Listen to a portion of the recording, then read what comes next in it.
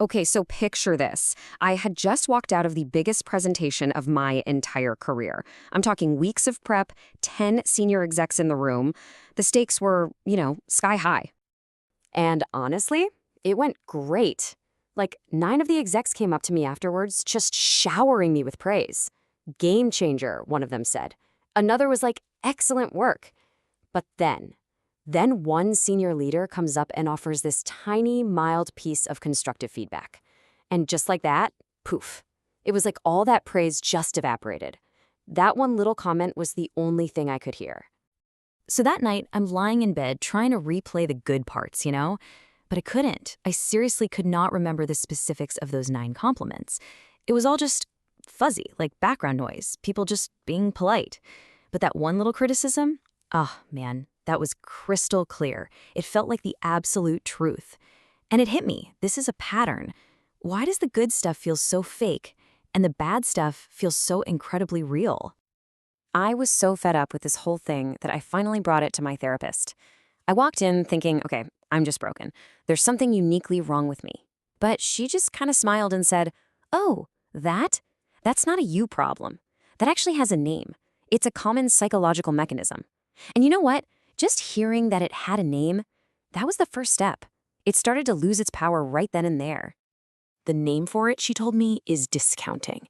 And here's the key part she explained. It's not a flaw, it's a habit. See, my brain wasn't on a mission for the objective truth. Nope. It was looking for consistency. It had this old, totally outdated story it was telling itself about me, the classic not quite good enough story. And this discounting thing, it was like a bouncer at a club throwing out any evidence that didn't fit that negative story. She gave me this super simple analogy that made it all click. She said, okay, imagine for your entire life you've believed your car is red. It's not just an opinion, it's a core belief. Your car is red. Period. Right, so one day a friend shows you a picture of your car, and in the photo, it's blue. Like undeniably, totally blue. So now your brain has a major conflict, right? On one side, you've got this belief you've held forever. On the other, you've got this cold, hard photographic evidence staring you in the face. So what's the brain gonna do? Well, changing a core belief is a lot of work. It's way, way easier to just get rid of the evidence. You'll look at the photo and say, nah, the lighting's just weird, or that's not even my car. Anything to protect that old belief. And that's exactly what I was doing with all those compliments. They were the blue car photo, and I was just saying, oh, the lighting's weird. They were just being nice. And here's where it got even more interesting. I learned that this whole discounting thing isn't just like an on-off switch. It actually operates on 4 different levels. And each level kind of digs you a little deeper, pulling you further and further from what's actually real. So level 1, the most basic one, is just ignoring that the good stuff even exists. My brain literally just pretended it never happened.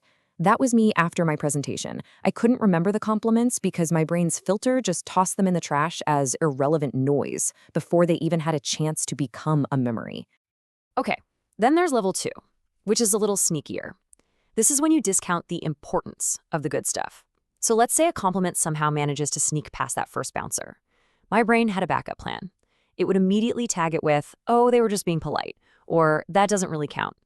So the compliment exists, but you've stripped it of all its meaning. Now, level 3 is where things start to get pretty serious. This is when you discount the possibility of change. So you might admit, okay, yeah, there's a problem here, and it's a big deal. But then you immediately follow it with, and it's permanent. It's this total sense of hopelessness.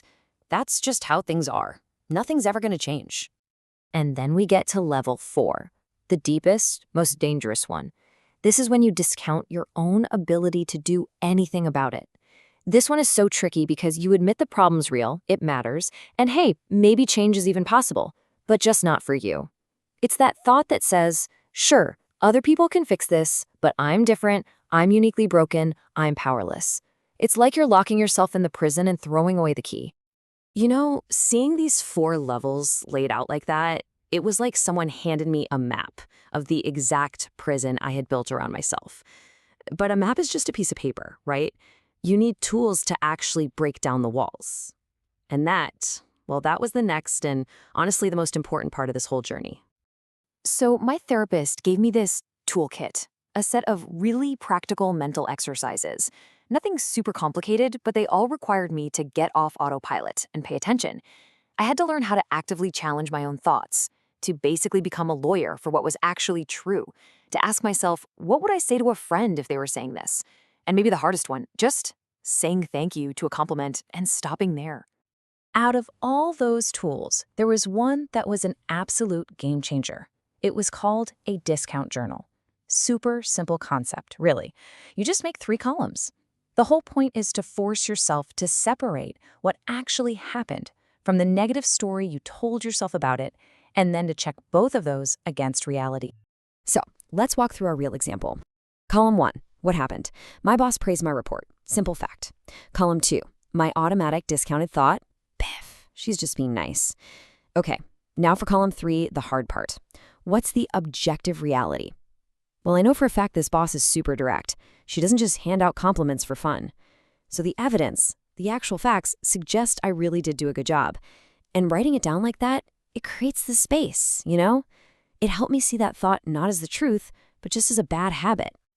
And I'm not gonna lie, it was slow at first, but doing this day after day, it started to change, well, everything. This wasn't just about not feeling awful after a presentation anymore.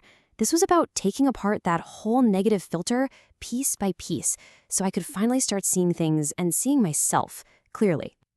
And once I started seeing clearly, I could also see the incredible damage this one little mental habit was doing. It was like my self-image was frozen in a photograph from 10 years ago, no matter how much I'd actually grown. I can never learn from my successes because I just write them off as luck. It was like I was actively feeding my own depression by deleting any and all evidence that things were actually okay. And I want to be super clear about something. The point of all this was never to become some arrogant person who can't take criticism. Not at all. The goal was just accuracy. It was about building a picture of myself that was based on all the evidence, the good, the bad, the wins, the screw-ups, instead of just cherry-picking the negative stuff. Which brings us to the biggest question of all, right? What if the praise is actually true? What if all that evidence you've been throwing out about your competence, your value, what if that's the real story? So I'll leave you with the same question that completely changed my perspective. What positive truths about yourself have you been filtering out?